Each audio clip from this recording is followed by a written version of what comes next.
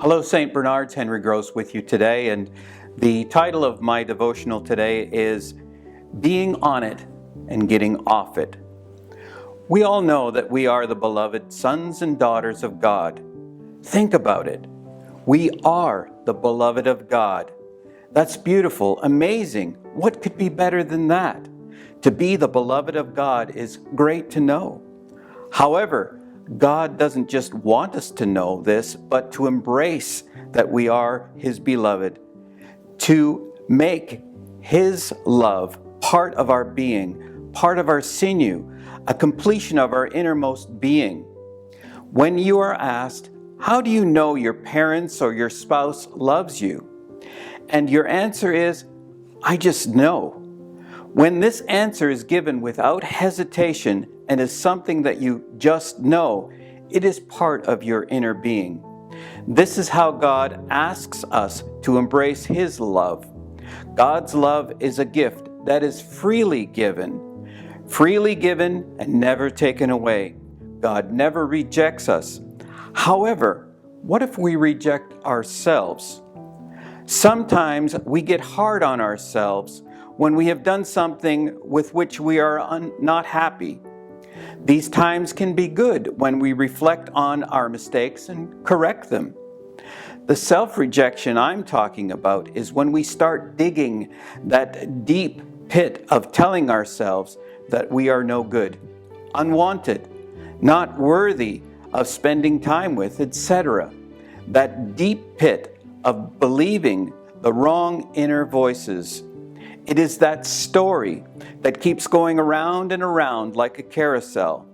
That carousel we don't even realize we're on and therefore never get off.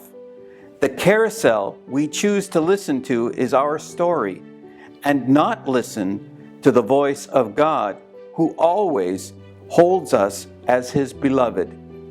What happens when we ignore God's love? When we ignore we are the beloved of God. Let me borrow from Henry Nouwen, award-winning author, Notre Dame and Yale professor, and priest. Over the years, I have come to realize that the greatest trap in our life is not success, popularity, or power, but self-rejection. Success, popularity, and power can indeed present a great temptation, but their seductive qualities often comes from the way that they are part of the much larger temptation to self-rejection. When we have come to believe the voices that call us worthless and unlovable, then success, popularity, and power are easily perceived as an attractive solution. The real trap, however, is self-rejection. As soon as someone accuses me or criticizes me, as soon as I am rejected, left alone, or abandoned, I find myself thinking, well, that proves once again that I am nobody. My dark side says, I am no good. I deserve to be pushed away, forgotten, rejected, and abandoned. Self-rejection is the greatest enemy of the spiritual life because it contradicts the sacred voice that calls us the beloved. Being the beloved constitutes the core truth of our existence. I'm sure we all know the story of the prodigal son, where the younger of the two brothers asks for his inheritance, leaves the family, and squanders his inheritance. Desperately, he returns to his father. The younger son had the faith to know that even if he had messed up, the father still loved him. Then we hear the older brother claiming his father never gave him anything. The older brother was stuck in the trap of self-rejection. He lived his life without the inward acceptance of being the beloved. He was stuck in the notion that if he did what his father asked him, he would be in good stead with his father. His self-rejection blinded him of the unconditional love of his father. Does self-rejection only affect you? What happens when you are given a gift, a compliment, and you say to the other person, I don't deserve this. You are taking away the joy of the other person. The same thing happens in our self-rejection. We reject being the beloved and hence reject God Himself. Here's a further trickier question. Do we have responsibility when we encounter someone who is in that self-rejection story? I'm sure we have encountered people who are living that story and we just want to walk away. Am I my brother's keeper? You bet. There have been nearly 600 mass shootings in the United States so far this year. Mass shootings are defined as events where at least 4 people are shot, either injured or killed, not including the shooter. My question is, what goes through the mind of the shooter? In a Q&A between Politico magazine, Melanie Warner and Gillian Peterson, an associate professor of criminology at Hamline University, Peterson was asked, can you take us through the profile of mass shooters that emerged from your research? Professor Peterson's response, there's this really consistent pathway. Early childhood trauma seems to be the foundation. Whether violence in the home, sexual assault, parental suicides, extreme bullying. Then we see the build towards hopelessness, despair, isolation, self-loathing, oftentimes rejection from peers. That turns into a really identifiable crisis point where they're acting differently. Sometimes they have had previous suicide attempts. What's different from traditional suicide is that the self-hate turns against a group.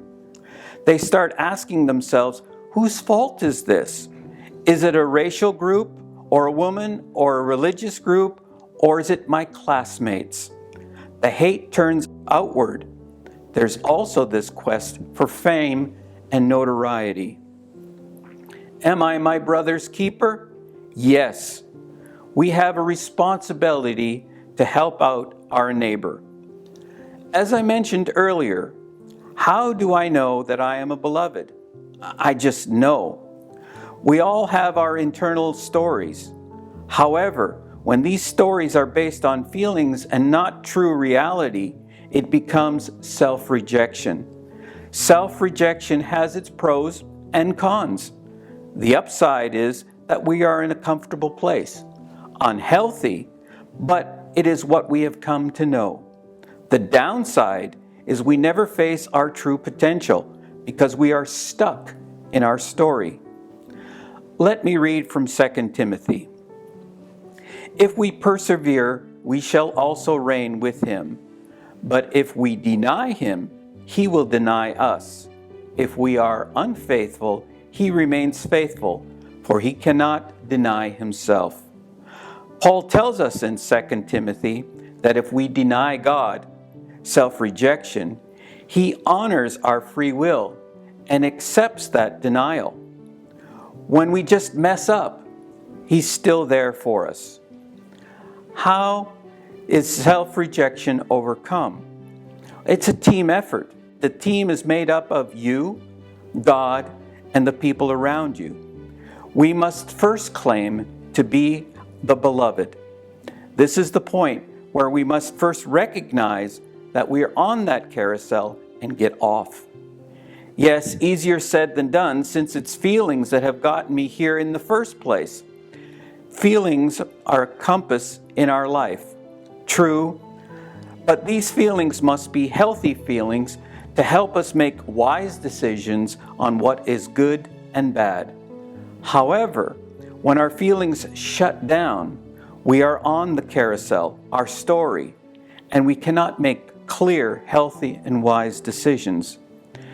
Discontinuing and reversing the trend of self-rejection must start with befriending our emotional life. Understanding when we are in that story is key. When we hear ourselves saying, nobody likes me, we're not worth anything, it always happens to me, etc., is the pointer that we are on that carousel and it's time to get off. When we get off is the time that where you switch from denying God and allowing yourself to recognize you are His beloved. This is not an instant fix. You will get back on the carousel. Remember, it's your comfort zone. Unhealthy, yes, but it is what you have come to know. Don't beat yourself up when you realize you're back on it, because that is part of the carousel, the unhealthy story. Be kind to yourself and remember you are part of a team, you and God. And when you are off the carousel, be silent in your prayer and listen to what He tells you. The key is to be aware when you're on it and get off of it. In conclusion, let me ask you, what is the theme of your story? The carousel or being the beloved?